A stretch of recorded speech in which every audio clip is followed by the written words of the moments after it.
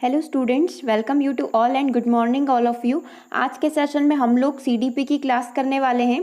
ठीक है, कंटिन्यू अभी हम लोग सीडीपी की क्लास कंप्लीट कर रहे थे। कल से आपकी वापस से ईवीएस की क्लास स्टार्ट हो जाएगी, तो बिल्कुल आप कनेक्टेड रहें। मॉर्निंग में डेली आपको 6 AM ये सेशन मिल जाते हैं।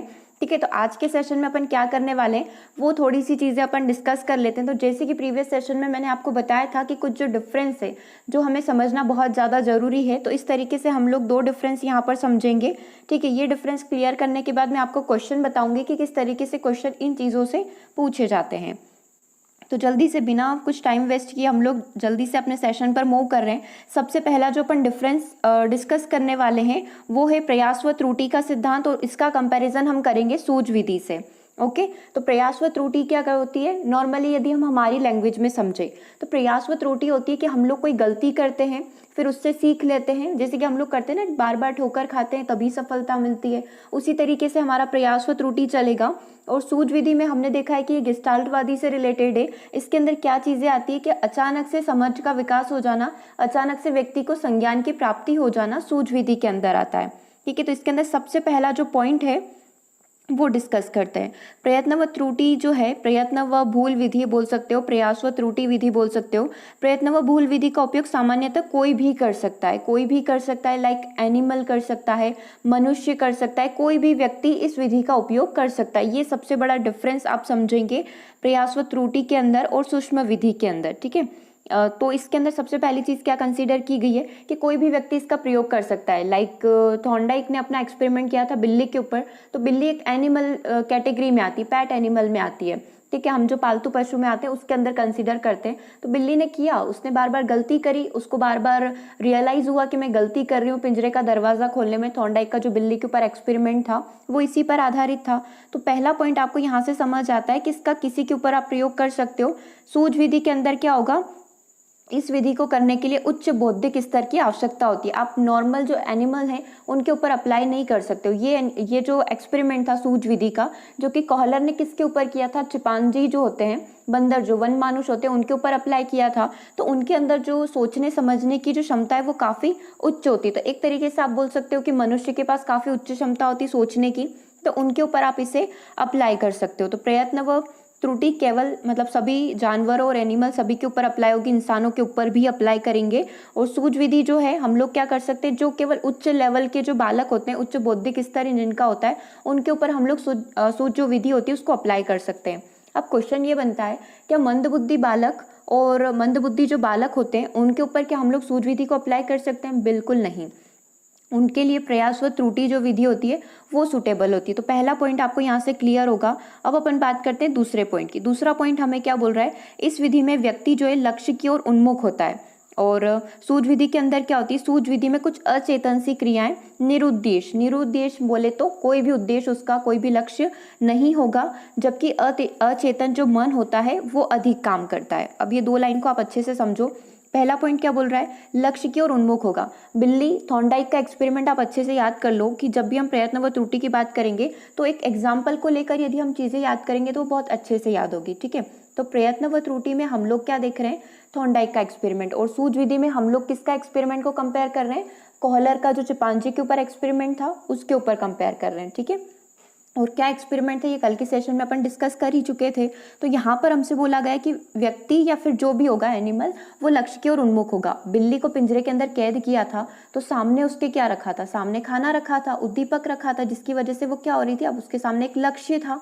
ठीक है, जिसकी वजह से क्या हो रहा था, उसे बाहर निकलने के लिए वो मेहनत कर रही थी, बार बार गलती कर रही थी बट बार बार प्रयास भी कर रही थी।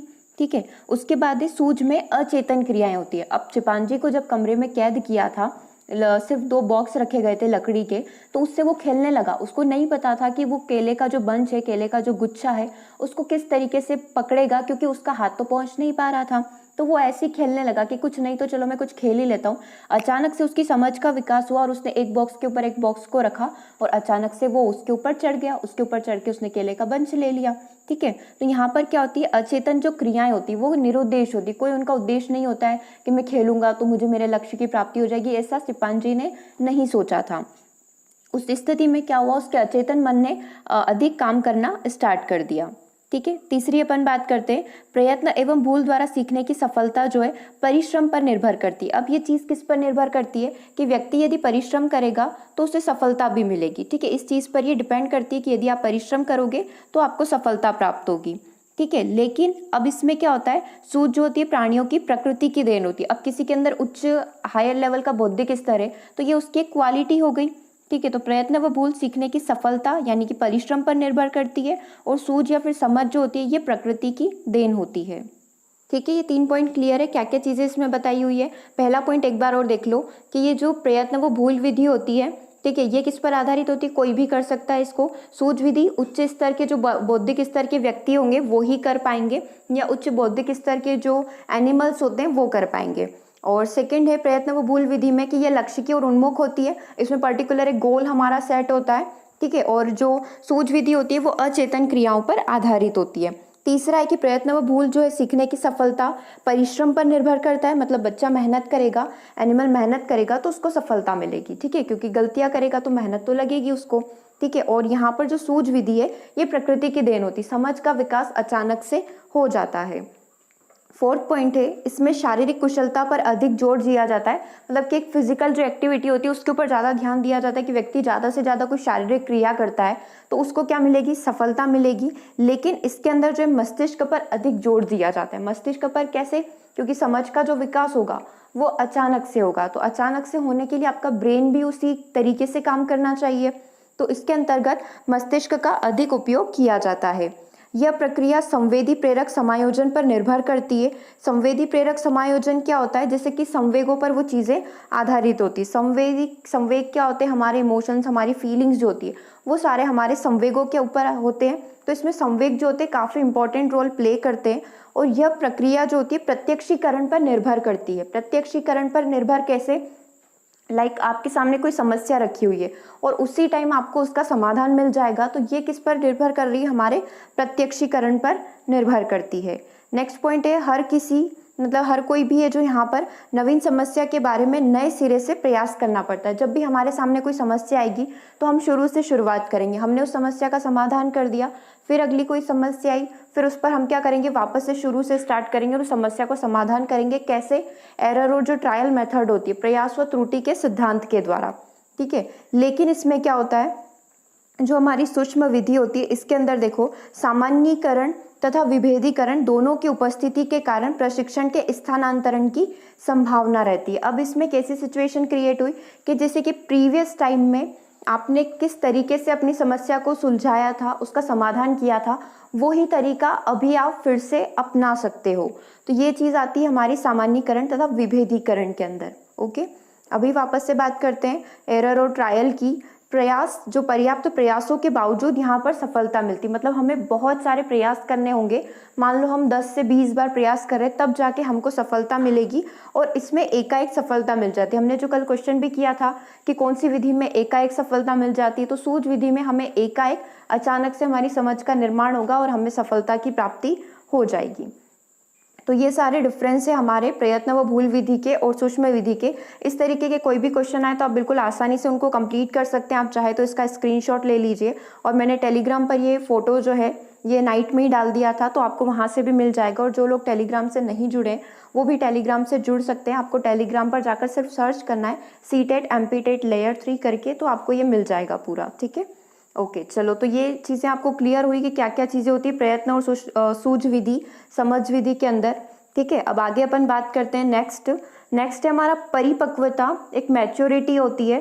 ठीक है, और सीखना होता है लर्निंग। इन दोनों के बीच में क्या डिफरेंस है। ठीक है, तो सबसे पहले अपन परिपक्वता की बात करेंगे, और इस साइड है हमारा सीखना। तो परिपक्वता एक जन्मजात और स्वाभाविक प्रक्रिया है, यह संवतः संचालित होती है। अब आप इसको समझो कि ये चीज़ क्या बोल रही है। जन्मजात प्रक्रिया है, जब एक बालक का जन्म होता है तो वो जो भी क्रियाएं करता है, लाइक हंसना, खेलना, रोना, जो भी उसकी एक्टिविटी होती है, जो भी उसने जन्म से सीखा हुआ है, वो उसकी परिपक्वता है। ठीक है, अब सीखना एक अर्जित प्रक्रिया है, यह व्यक्ति के अर्जित व्यवहार से संबंधित होती है। बहुत बड़ा डिफरेंस यहाँ पर क्लियर हो जाएगा आपका। देखो, परिपक्वता एक जन्मजात है, सीखना आपको अर्जित करना पड़ेगा। ठीक है, आपका ऐसा सीखना, आप ऐसे पढ़ाई वाला मत समझा करो इसको। सीखना मतलब कि आपके पास कितना ज्ञान है, लाइक आपके सामने कोई भी व्यक्ति परेशानी में है, ठीक है। अब आप मान लो कि आप 2 फ्रेंड हैं और आपका तीसरा फ्रेंड परेशानी में है, ठीक है। अब आपके फ्रेंड ने क्या किया, आपसे सजेशन लिया, तो आपने अपनी समझ के हिसाब से उसको सजेशन दिया कि तुझे अपनी परेशानी में इस तरीके का कार्य करेगा तो तू इस प्रॉब्लम का सॉल्यूशन निकाल लेगा, ठीक है। अब आपके दूसरे फ्रेंड ने भी उसकी समझ के आधार पर उसको सजेशन दिया, तो अब वो बच्चा जो है, जो व्यक्ति उसके सामने आया था, वो कौन सा फॉलो करेगा, जो उसको सही लगेगा, ठीक है। तो इससे क्या पता चलता है कि किसकी समझ ज़्यादा है, किसने ज़िंदगी के ज़्यादा अनुभव को एक्सेप्ट किया हुआ है, ठीक है। तो सीखना क्या होता है, एक अर्जित, उसने अपने लाइफ में पूरा क्या क्या सीखा है, मतलब उसने अर्जित किया है, उसने ग्रहण किया है, तो यह व्यक्ति के अर्जित व्यवहार पर निर्भर करती है। सेकंड है, विकास के क्रम में परिपक्वता सीखने के पूर्व की प्रक्रिया है। सीखने के पूर्व की प्रक्रिया मतलब सीखने से पहले भी कोई अवस्था होती है क्या, तो हाँ होती है। कैसे होती है, जैसे 5 साल का बच्चा है तो उसका एक मेंटल जो लेवल है, उसके सोचने का जो तरीका है, उसकी जो परिपक्वता जो है 5 साल के बच्चे के जैसी। अब आप उस बच्चे का कंपेयर 20 साल के बच्चों से करोगे, 20 साल का बच्चा, 20 साल का जो किशोरावस्था का जो बालक होता है, उसकी मेंटेलिटी से उसको कंपेयर करोगे तो वो चीज़ कंप्लीटली रॉन्ग होगी, क्योंकि उसके सोचने का तरीका, उसने काफ़ी चीज़ों को लर्न किया है उसकी लाइफ से। इन 15 सालों में आप मान लो 5 साल के और 20 साल के बच्चे के बीच में 15 साल का डिफरेंस है, ठीक है। तो अब इन दोनों का कंपैरिजन नहीं हो सकता है। तो सीखने के पहले हमारे अंदर उस लेवल की परिपक्वता होनी चाहिए। 5 साल के बच्चे ने उतना ही सीखा है जितना कि वो अभी तक जन्म से परिपक्व हुआ है, ठीक है। और सीखना कैसे होता है, धीरे धीरे हम क्या करते हैं, ज़्यादा से ज़्यादा अनुभव को ग्रहण करते हैं और उसी से हमारी सीखने की प्रक्रिया जारी रहती है। तीसरा पॉइंट देखते हैं, परिपक्वता पर अभ्यास का कोई भी प्रभाव नहीं पड़ता है, ठीक है। और इधर बताया हुआ है, सीखने की क्रियाएं अभ्यास के द्वारा विकसित होती है और ये अभ्यास से पुष्ट व स्थायी हो जाती है। जितना भी ज़्यादा आप अभ्यास करोगे, जितना भी ज़्यादा प्रयास करोगे, उतना ही ज़्यादा आपका जो अधिगम है, यानी कि जो आपकी एक लर्निंग प्रोसेस होती है, वो काफ़ी स्ट्रॉन्ग, काफ़ी मजबूत होती जाएगी, ठीक है। और इधर अपना अभ्यास जितना भी आप करोगे तो इसका आपका मैच्योरिटी जो लेवल होता है, समझ जो रहती है, उस पर प्रभाव नहीं पड़ता है। नेक्स्ट पॉइंट की बात करते हैं, परिपक्वता एक प्राकृतिक शारीरिक एवं मानसिक स्थिति है जो प्रेरणा से प्रभावित नहीं होती है। परिपक्वता को आप ऐसे मान लो कि एक, चलो पहले अपन ये डिफरेंस समझते हैं, फिर मैं एक पूरा एक एग्जांपल देके आपको 5 पॉइंट समझा दूंगी कि कैसे आपको लर्न कर सकते हो आप इस चीज़ को। परिपक्वता एक प्राकृतिक शारीरिक एवं मानसिक क्रिया, लाइक किसी बच्चे को फीवर हो रहा है तो वो एक उसका एक लेवल है कि जो थोड़े टाइम में चला जाएगा, ठीक है। तो वो एक परिपक्वता अपन कंसीडर कर सकते हैं। ये एक प्राकृतिक शारीरिक और मानसिक स्थिति है जो प्रेरणा से प्रभावित नहीं होती है। दूसरा है, सीखना एक प्रतिक्रिया है जिस पर प्रेरणा का बहुत गहरा प्रभाव पड़ता है। प्रेरणा कौन है, प्रेरणा हमारा मोटिवेशन है, अभिप्रेरणा है, ठीक है। अभिप्रेरणा मतलब कि मोटिवेशन, हम किसी को आगे बढ़ने के लिए प्रेरित कर रहे हैं, तो वो क्या है, हमारी प्रेरणा है, ठीक है। तो सीखने की जो रहती है, सीखना एक प्रकार की प्रतिक्रिया है। जैसे कि आपने किसी बच्चे को मोटिवेशन दिया, आपने उसको प्रेरणा दी कि तुम बहुत अच्छे से अभी एग्जाम में पास हो जाओगे, तो तुम्हारा रिजल्ट बहुत अच्छा आएगा, तुम बहुत अच्छे नंबरों से पास होगे, तो तुम जल्दी से बहुत बड़े डॉक्टर, बहुत बड़े इंजीनियर और बहुत अच्छे शिक्षक बन सकते हो, ठीक है। इस तरीके से हमने मोटिवेशन दिया, तो उसके बदले में उस बालक ने क्या प्रतिक्रिया दी कि वो पढ़ना स्टार्ट कर दिया। उसमें जो एक लर्निंग, सीखने की जो इच्छा थी, वो काफ़ी जागृत हो चुकी है। तो ये सीखना एक प्रकार की प्रतिक्रिया है जिस पर प्रेरणा का बहुत ज़्यादा गहरा प्रभाव पड़ता है। यदि आपने उसे प्रेरणा देने के बजाय डीमोटिवेट कर दिया, उसका उत्साह खत्म कर दिया, तो वो उस पर उल्टा प्रभाव डालेगी, वो सीखने की प्रक्रिया को बंद कर देगा। नेक्स्ट बात करते हैं, जो परिपक्वता है, ठीक है। परिपक्वता की वजह से शरीर में अनेक रासायनिक परिवर्तन आते हैं। अब बालक धीरे धीरे मैच्योर हो रहा है, 5 साल का बच्चा है, धीरे धीरे अब वो 10 साल का होगा, तो उसके शारीरिक अंगों में परिवर्तन आ रहा है, ठीक है। तो अनेक रासायनिक परिवर्तन, आप पूरी केमिस्ट्री जानते हैं, कैसे कैसे चेंजेस आते हैं व्यक्ति के शरीर में, व्यक्ति की बॉडी में, उसका वेट बढ़ना, उसकी हाइट बढ़ना, ठीक है, उसका जो विकास पूरा होना। तो परिपक्वता की वजह से शरीर में अनेक रासायनिक परिवर्तन आते हैं और सीखने की वजह से व्यक्ति की मानसिक क्षमता का, जो मानसिक क्षमता है, उसका विकास होता है। जैसे जैसे बच्चा लर्निंग को कंप्लीट करेगा, जैसे जैसे बच्चा सीखेगा, तो उसका मेंटल डेवलपमेंट भी काफ़ी अच्छे से होगा, ठीक है। नेक्स्ट पॉइंट देखते हैं, परिपक्वता एक आंतरिक क्रिया है, व्यक्ति को इस क्रिया की चेतना का ज्ञान नहीं होता है। अब जो परिपक्वता आती है, धीरे धीरे आती है, ठीक है। एक प्रकार की आंतरिक क्रिया है, वो बाहर देखने से पता नहीं चलेगी, तो व्यक्ति को इस क्रिया की चेतना का ज्ञान नहीं होता है। और सीखना एक सचेतन प्रक्रिया है जिसे व्यक्ति जानबूझकर करता है। मतलब सीखता तो हर कोई है, ऐसा कौन व्यक्ति है जो सीखने को एक्साइटेड नहीं होगा कि मुझे कुछ ना कुछ सीखना है। हम हर जगह जहाँ पर भी जाते हैं कुछ ना कुछ सीखते हैं, ठीक है। तो सीखना एक सचेतन, एक चेतन मन वाली क्रिया है जिसे व्यक्ति जानबूझकर करना चाहता है या फिर करता है। अब आगे देखिए, परिपक्वता के कारण व्यक्ति में प्रजातीय लक्षणों तथा क्रियाओं का जन्म होता है। अब कैसे प्रजातीय लक्षणों और क्रियाओं का कैसे जन्म होता है, तो आप इसको ऐसे कंसीडर कर सकते हैं कि जैसे बालक परिपक्व हुआ तो एक बालक परिपक्व होता है, एक बालिका परिपक्व होती है, तो उनके अलग अलग क्रियाओं का जन्म होता है। और सीखने की प्रक्रिया व्यक्तिगत विशिष्ट लक्षणों तथा क्रियाओं को उत्पन्न करती है। जैसे कि हम सीखने के भी अलग अलग तरीके होते हैं कि कोई बालक किस तरीके से सीखता है, कोई बालक अपने पुराने अनुभवों से सीखता है या फिर कोई बालक बड़ों से ज्ञान लेकर सीखता है। तो सीखने की प्रक्रिया व्यक्तिगत विशिष्ट होती है कि वो कहाँ किस माहौल में रह रहा है, किस तरीके की चीज़ें सीख रहा है। तो सीखने की प्रक्रिया व्यक्तिगत विशिष्ट लक्षणों तथा क्रियाओं को उत्पन्न करती है, ठीक है। नेक्स्ट पॉइंट की बात करते हैं। परिपक्वता से सिर्फ शारीरिक व्यवहार में परिपक्व होता है, मतलब शारीरिक व्यवहार में हमारा परिवर्तन आएगा, और मानसिक व्यवहार में परिवर्तन किसके थ्रू आता है, लर्निंग के थ्रू।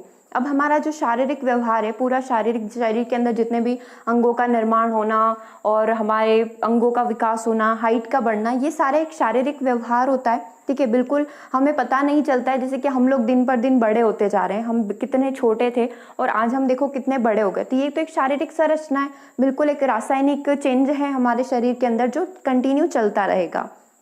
और सीखने में देखो, सीखने के माध्यम से शारीरिक, मानसिक तथा नैतिक व्यवहार का विकास होगा। या आप मान लो, आप ऐसे कंसीडर कर लो कि आप सिर्फ परिपक्व हो रहे हो, आप सिर्फ लर्निंग नहीं कर रहे हो, तो उसका तो कोई सेंस ही नहीं रह जाता है। मतलब परिपक्व होने के साथ साथ, परिपक्व तो हम प्रकृति की देन है, होते ही रहेंगे, लेकिन उसके साथ साथ हमें क्या करना पड़ेगा, लर्निंग, सीखने की प्रक्रिया को भी जारी रखना पड़ेगा, ठीक है। नेक्स्ट पॉइंट देखिए, परिपक्वता पर वातावरण का प्रभाव नहीं पड़ता है।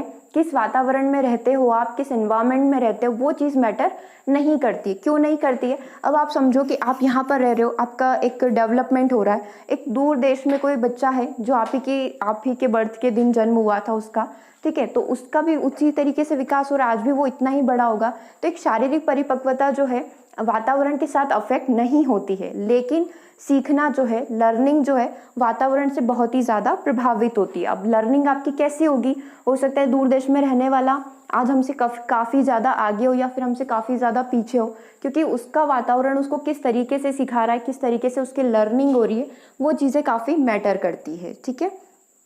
आगे देखिए, व्यक्ति एक निश्चित अवस्था तक शारीरिक, मानसिक दृष्टि से परिपक्व हो जाता है। परिपक्वता की एक अवस्था होती है, हमारा शरीर देखो कि हमारी हाइट कौन सी अवस्था में आकर कांस्टेंट हो जाती है, किशोर अवस्था की अपन बात करें तो वहाँ आकर कांस्टेंट हो जाती है। बॉयज़ की 20-21 तक और लड़कियों की अप्रोक्स 17-18 साल तक कांस्टेंट हो जाती है। तो एक जो हाइट की अपन परिपक्वता की बात करें तो एक अवस्था तक आकर ये कांस्टेंट हो जाती है। और सीखने की जो क्रिया है निश्चित अवस्था तक सीमित नहीं होती है, ये जीवन भर चलती रहती है। हमने देखा है लर्निंग, सीखने की जो प्रक्रिया है एक जीवन पर्यंत चलने वाली प्रक्रिया, ये कभी भी रुकती नहीं है। उसमें एक पॉइंट भी आता है, मैंने आपको नोट करके बताया भी था कि सीखना, एक लर्निंग एक ऐसी प्रोसेस होती है जो जीवन पर्यंत चलती रहती है, वह कभी भी नहीं रुकती है। परिपक्वता कुछ समय के लिए आती है, जो कुछ समय के लिए बच्चे को अफेक्ट कर सकती है, व्यक्ति को अफेक्ट कर सकती है। जैसे कि हम लोग मानते हैं किसी व्यक्ति को बुखार आ जाता है या किसी बच्चे को बुखार आ जाता है, 10 से 12 दिन के लिए उसका बुखार मान लो उसकी बॉडी में रहता है, उसको काफ़ी तेज फीवर रहता है, तो उस टाइम पर क्या होगा, उसकी जितनी भी लर्निंग प्रोसेस होगी, उसकी सीखने की जो कैपेसिटी होगी वो बंद हो जाएगी, एक तरीके से 10 से 12 दिन में रुक जाएगी। तो इसकी वजह से जो उसके व्यवहार में परिवर्तन आता है, क्या वो लर्निंग कहलाती है, क्या तो वो लर्निंग नहीं कहलाती, क्योंकि ये जो परिपक्वता होती है, आप ऐसा मान सकते हो कि किसी भी बच्चे का बीमार होना, किसी भी व्यक्ति का कुछ समय के लिए थकान आ जाना उसको, ठीक है, तो उसके संवेगों पर उसका नियंत्रण न होना, तो ये कुछ शॉर्ट टर्म पीरियड, ये शॉर्ट पीरियड के लिए होती है जो कुछ समय के लिए रहती है और उसके बाद वो खत्म हो जाती है। तो इसको हम लर्निंग नहीं बोलते हैं, ठीक है। बुखार की वजह से हमारी पढ़ाई का अवरुद्ध हो जाना तो हमारी लर्निंग रुक गई है, मतलब हमारी सीखने की प्रक्रिया रुक गई है, ऐसा नहीं होता है, वो कंटिन्यू रहती है। तो इस तरीके से हमने ये सारे डिफरेंस समझ लिए हैं कि परिपक्वता, मैच्योरिटी क्या होती है और सीखना, लर्निंग क्या होती है। तो मैच्योरिटी हमें यही चीज़ समझ आती है कि हमारे जो शारीरिक परिवर्तन होते हैं बॉडी के अंदर, वो हमारी मैच्योरिटी होती है, ठीक है। हम किस तरीके से व्यवहार करते हैं, किस एज में हमारा व्यवहार किस तरीके का होना चाहिए, ये एक मैच्योरिटी है। और सीखना लर्निंग है, ये अवस्था पर डिपेंड नहीं करती है, ये डिपेंड करती है कि आपके पास कितने अनुभव हैं, आपके सोचने का नज़रिया क्या है, आपके आसपास का वातावरण क्या है, ये होती है हमारी लर्निंग। ठीक है, और आप इसका भी स्क्रीनशॉट ले सकते हैं, क्योंकि हमेशा परिपक्वता और जो लर्निंग होती है इसके बीच में काफ़ी कन्फ्यूजन होता है, तो आप इसे अच्छे से देख सकते हैं एक बार और। ओके, ये 10 पॉइंट और यहाँ पर है, आप इसका स्क्रीनशॉट ले लीजिए। ओके, तो अब अपन कुछ क्वेश्चन की बात करते हैं कि जो आज हमने दो डिफरेंस समझे, इसमें किस तरीके के क्वेश्चन आपसे पूछे जाते हैं। अच्छा बताइए, आपसे ये पूछा जाता है, सामने वाला, आपके सामने कोई भी एक बालक बैठा हुआ है, तो आपसे ये पूछा जाएगा कि बच्चा परिपक्व है या नहीं है। तो क्या ये आप पता लगा सकते हो क्या देखकर कि बच्चा परिपक्व हुआ है या नहीं हुआ है? तो ये चीज़ कैसे पता चलती है? तो ये चीज़ आप देखकर तो पता लगा सकते हो कि बच्चे के शरीर का, जैसे बच्चा कैसा है, 5 साल का बच्चा, तो आपको पता है 5 साल का बच्चा कैसा दिखता है, 20 साल का बालक है किशोरावस्था वाला, तो वो कैसा दिखेगा, तो हमें एक आइडिया होता है, तो हम देखकर पता लगा सकते हैं कि शारीरिक रूप से हष्ट पुष्ट है, ठीक है, तो वो परिपक्व है। लेकिन इसी का कंपैरिजन हम लोग ऐसे करें कि एक बालक से जो काफ़ी उसका शरीर का विकास नहीं हुआ है, ठीक है, वो एक कुपोषण का शिकार है, मतलब कि वो शारीरिक रूप से परिपक्व नहीं हुआ है, तो ऐसे हम लोग देखकर पता लगा सकते हैं। चलो, अब सीखने और जो हमने देखा था कि हमारी जो सूझ विधि होती है और जो प्रयास व त्रुटि विधि होती है, उससे किस तरीके के क्वेश्चन आते हैं, तो चारों पॉइंट हम इन क्वेश्चन में कवर करेंगे। सबसे पहले आपसे पूछा हुआ है सीखने का आशय क्या होता है, तो व्यक्ति के व्यवहार में होने वाले परिवर्तन को ही सीखना माना जाता है। यदि व्यक्ति के व्यवहार में परिवर्तन आ जाता है तो हम मान सकते हैं कि उसने कुछ न कुछ लर्निंग किया है, उसने कुछ न कुछ सीखा है, कुछ न कुछ अधिगम किया है। सीखने की स्किनर द्वारा प्रतिपादित परिभाषा क्या है, तो सीखना व्यवहार में प्रगतिशील भी बोल सकते हैं या फिर उत्तरोत्तर सामंजस्य की प्रक्रिया है। ये परिभाषा सीखने की किसके द्वारा दी गई है? स्किनर के द्वारा दी गई। और स्किनर ने किसके ऊपर एक्सपेरिमेंट किया था? चूहों के ऊपर। और आपसे ये भी पूछा जा सकता है कि स्किनर ने अपने जो एक्सपेरिमेंट में किसको ज़्यादा महत्व दिया है, तो पुनर्बलन को बहुत ज़्यादा महत्व दिया है। पुनर्बलन क्या होता है? रेनफोर्समेंट होता है।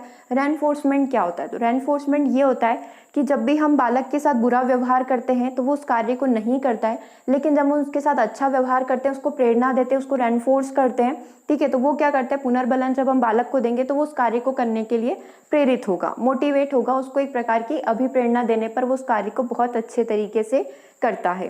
ये पूरा एक्सपेरिमेंट उन्होंने किसके ऊपर करके दिखाया? तो चूहों के ऊपर करके दिखाया था।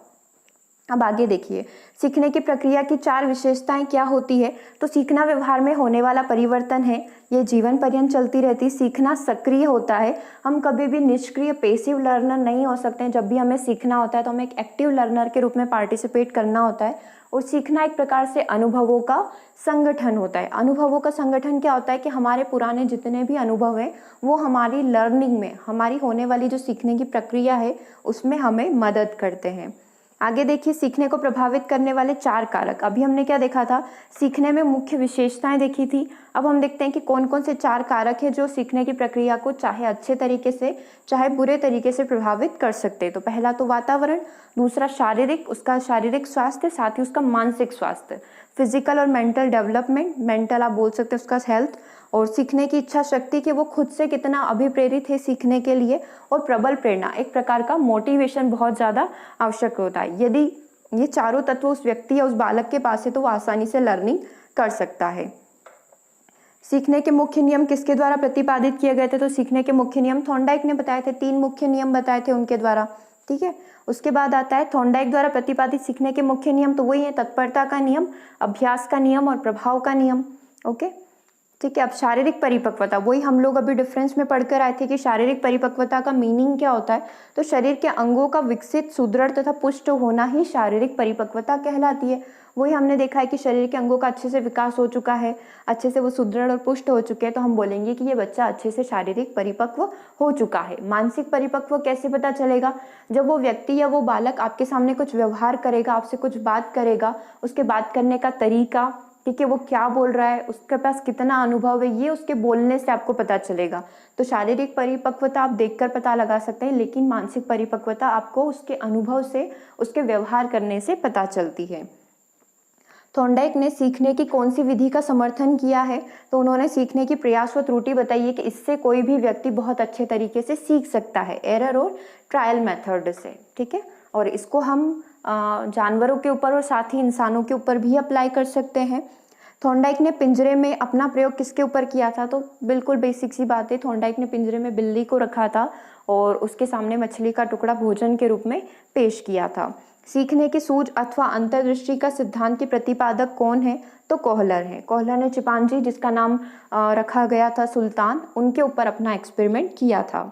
ठीक है, दो तरीके से किया था। एक तरीका जो अपन ने डिफरेंस में देखा कि एक बॉक्स के ऊपर एक बॉक्स रखा था, दूसरी सिचुएशन में उस चिंपांजी के सामने लकड़ी की दो छड़ रखी हुई थी। उन छड़ की क्वालिटी, विशेषता ये थी कि जब भी उन दोनों छड़ों को पास में लेकर आते थे तो वो दोनों जुड़ जाती थी। जैसे मैग्नेट होता है ना कि एक मैग्नेट को अपन दूसरे मैग्नेट के पास लाते तो वो अट्रैक्ट होकर चिपक जाती है, वैसे ही वो दोनों छड़ें जैसे ही चिपकती है तो अचानक से चिंपांजी जो सुल्तान था उसकी समझ का विकास होता है और वो केले के बंच को उस छड़ के सहारे से उतार लेता है।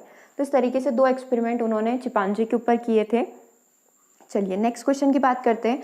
सीखने के संबंध प्रतिक्रिया सिद्धांत के प्रतिपादक कौन है? तो संबंध प्रतिक्रिया सिद्धांत, ठीक है, तो रूसी पावलोव कौन थे जो संबंध प्रतिक्रिया का सिद्धांत दिया था? कल हमने एक क्वेश्चन किया भी था जिसमें आपको 4 ऑप्शन भी दिए गए थे। तो संबंध प्रतिक्रिया का सिद्धांत किसने दिया था? पावलोव ने। और अगर आपसे पूछे कि अनुबंधन का सिद्धांत कौन दिए थे, तो पावलोव ही दिए थे। लेकिन यदि आपसे पूछ लिया गया कि नवीन अनुबंधन का सिद्धांत किसने दिया था, तो चार्ल्स स्किनर ने दिया था। ठीक है, ये वो चूहे वाले BF स्किनर नहीं है। ठीक है, अगला है अनुकरण का सिद्धांत किसने दिया था? तो अनुकरण का सिद्धांत किसके द्वारा दिया गया? हिलगार्ड के द्वारा। ठीक है, ये भी आप नाम याद रखेंगे। ओके, और सूझ सिद्धांत अपने अभी पढ़ा कि कोहलर के द्वारा दिया गया था। नेक्स्ट है सामान्य जीवन में व्यक्तियों द्वारा सीखने के लिए किस विधि को अपनाया गया है? मतलब सामान्य जीवन में व्यक्ति जब सीखते हैं तो वो किस विधि के द्वारा सीखते हैं? हम लोग बोलते हैं अनुकरण विधि। मतलब लोग क्या करते हैं, चीज़ों को दोहरा कर सीखते हैं। जैसे शेषावस्था वाला बच्चा हो गया तो वो अपने माता पिता की क्रियाओं को दोहराएगा। ठीक है, माता पिता ने जो भी ज्ञान दिया है बच्चा क्या करता है, उसको फॉलो करता है। हर एक व्यक्ति अपने पेरेंट्स के द्वारा, अपने आसपास के लोगों से चीज़ों को सीख कर ज्ञान की प्राप्ति करता है। तो सामान्य जीवन में व्यक्तियों द्वारा सीखने के लिए किस विधि को अपनाया जाता है? अनुकरण विधि को। सीखने के पठार का मीनिंग क्या होता है? तो सीखने का पठार का मीनिंग होता है कि हमारी जो भी सीखने की प्रक्रिया है वो अब बंद हो चुकी है। अब वो शारीरिक जो हमारे अंदर कमी आती है, जैसे कोई भी विकृति आ गई, उस वजह से हो सकती है, या फिर मानसिक विकृति भी हो सकती है जिसकी वजह से हमारा जो सीखने का पठार बन चुका है, मतलब कि सीखने की प्रक्रिया रुक चुकी है। और पठार कैसे बनता है? पठार जो कुछ इस तरीके से बनता है कि हम लोग सीख रहे थे, हम लोग बढ़ रहे थे आगे, लेकिन अचानक से हमारी सीखने की प्रक्रिया बिल्कुल रुक चुकी है। बिल्कुल एक स्टॉप हो जाना, एक सीधी लाइन बन जाना, मतलब कि सीखने का पठार बन चुका है। ओके, नेक्स्ट क्वेश्चन की बात करते हैं। सीखने के पठार के निराकरण का सर्वाधिक उपाय क्या है? अब पठार तो बन गया है, अब आप उसको खत्म कैसे करोगे? तो इसका सर्वाधिक प्रभावकारी उपाय ये है कि किसी प्रबल प्रेरणा को उत्पन्न कर देना।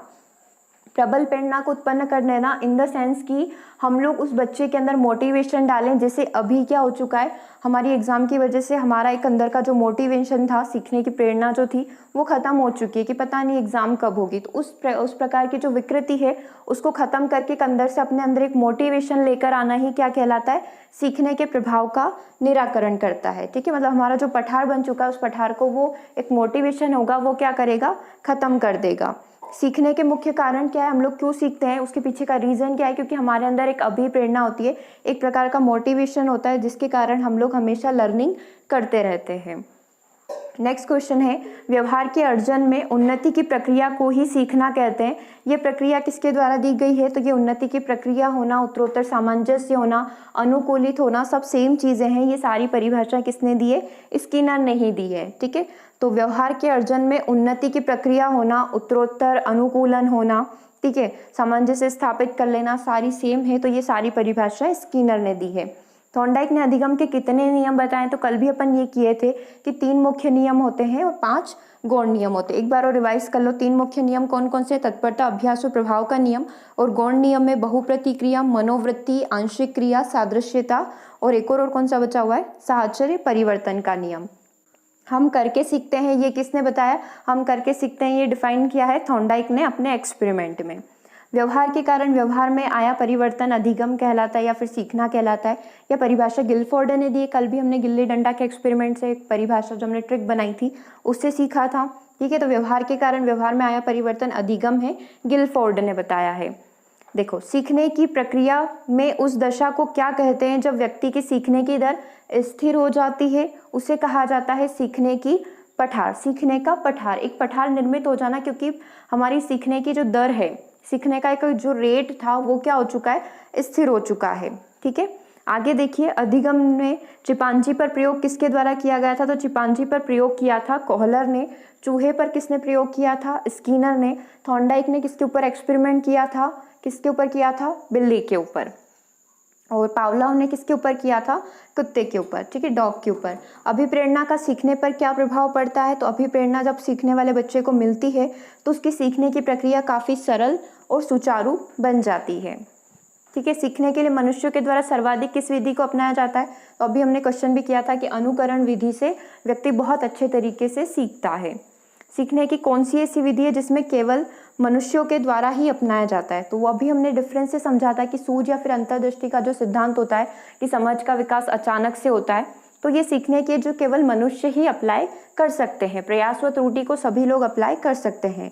सीखने की कौन सी ऐसी विधि है जो मनुष्य और पशु दोनों कर सकते हैं? तो प्रयास व त्रुटि पशु भी कर सकते हैं और मनुष्य भी कर सकते हैं। ओके, चलिए नेक्स्ट क्वेश्चन देखिए, सूझ द्वारा सीखने की वह विधि को दर्शाने के लिए किस मनोवैज्ञानिक ने महत्वपूर्ण प्रयोग किया और यह प्रयोग किस पशु पर किया गया? तो कोहलर ने किया। किस पशु पर किया? चिंपांजी, वनमानुष था उसके ऊपर किया। नाम क्या था? सुल्तान था। तो कुछ भी क्वेश्चन पूछ ले, एक्सपेरिमेंट ही पूछ ले कि एक्सपेरिमेंट में किन दो चीज़ों का प्रयोग किया था? तो 2 लकड़ी के बक्सों का प्रयोग किया था और साथ ही 2 जो लोहे की छड़ी थी उनका प्रयोग इस एक्सपेरिमेंट में किया गया था। ओके, कोहलर ने अपना प्रयोग चिंपांजी वनमानुष पर किया था। संबंध प्रत्यावर्तन द्वारा सीखने की विधि को सर्वप्रथम किसने दिखाया था? तो पावलोव ने ही, उन्होंने ही निर्माण किया था और उन्होंने अपने एक्सपेरिमेंट में एक जो भोजन था उसका संबंध लाड़ से करवाते हुए सीधे डॉग से करवा दिया था। ठीक है, घंटी से करवा दिया था। पावलोव ने अपना प्रयोग किसके ऊपर किया था? तो डॉग के ऊपर किया था। ठीक है, तो ये 35 क्वेश्चन हमने कंप्लीट किए। साथ ही जो 2 मेजर डिफरेंस थे, प्रयास व त्रुटि का सिद्धांत और हमारा जो परिपक्वता और सीखना में क्या डिफरेंस होता है, ये चीज़ें आज अपन ने कंप्लीट कर ली। चलिए, तो अब हमारा जो अपकमिंग सेशन होगा, हो सकता है कल आपका ईवीएस का सेशन हो, तो जब ये सेशन होगा तब अपन इसके आंसर डिस्कस करेंगे। बाकी आपको ये 2 क्वेश्चन मैं आज होमवर्क में दे रही हूँ, ये दोनों आपको कमेंट करके बताना है। ठीक है, इसका आंसर क्या होगा? सबसे पहला क्वेश्चन है आपके पास, क्वेश्चन नंबर 5, वस्तुनिष्ठ परीक्षणों का गुण क्या होता है? छात्र संतुष्ट रहते हैं, विश्वसनीयता, समय की बचत या फिर रटने को प्राथमिकता। तो आपको एक प्रमुख गुण निकाल कर बताना है वस्तुनिष्ठ प्रश्नों का। तो क्या रहेगा इसका आंसर, वो आप कमेंट करके बताएंगे। नेक्स्ट क्वेश्चन नंबर 1 का आपको आंसर करना है कि कक्षा शिक्षण के परिणाम स्वरूप किए गए ज्ञानार्जन का मूल्यांकन किया जाता है किसके द्वारा? मतलब कक्षा शिक्षण में जो भी आप ज्ञान का अर्जन कर रहे हो, इसका मूल्यांकन टीचर कैसे कर सकता है? बुद्धि परीक्षण के द्वारा, ठीक है, अभिरुचि परीक्षण के द्वारा, उपलब्धि परीक्षण के द्वारा या फिर बिना किसी परीक्षण के द्वारा हो सकता है। बुद्धि परीक्षण इंटेलिजेंस टेस्ट होता है, अभिरुचि परीक्षण हमारा एक प्रकार का अचीवमेंट टेस्ट होता है, उपलब्धि परीक्षण हमारा भी एक प्रकार का अचीवमेंट टेस्ट ही होता है, नाम थोड़ा सा अलग अलग है। ठीक है, अभिरुचि और हमारा एक अभिरुचि एप्टीट्यूड टेस्ट आप बोल सकते हो, और उपलब्धि परीक्षण हमारा एक प्रकार का अचीवमेंट टेस्ट होता है। बिना किसी परीक्षण के यानी बिना कोई टेस्ट लिए हम लोग बच्चों का मूल्यांकन कर सकते हैं। तो इन चारों में से इसका आंसर क्या होगा ये आपको बताना है। क्वेश्चन नंबर 1 और क्वेश्चन नंबर 5 का आंसर क्या होगा आप कमेंट करके बताएंगे, फिर अपन इसको नेक्स्ट सेशन में डिस्कस करेंगे। ओके, और सेशन कैसा लगा कमेंट करके बताइएगा। इसी तरीके के और भी डिफरेंस अपन नेक्स्ट सेशन जो होंगे हमारे, जब भी हम थ्योरी पार्ट कंप्लीट करेंगे तो इस तरीके से अपन लोग उसको कंप्लीट करेंगे। Okay, thank you very much.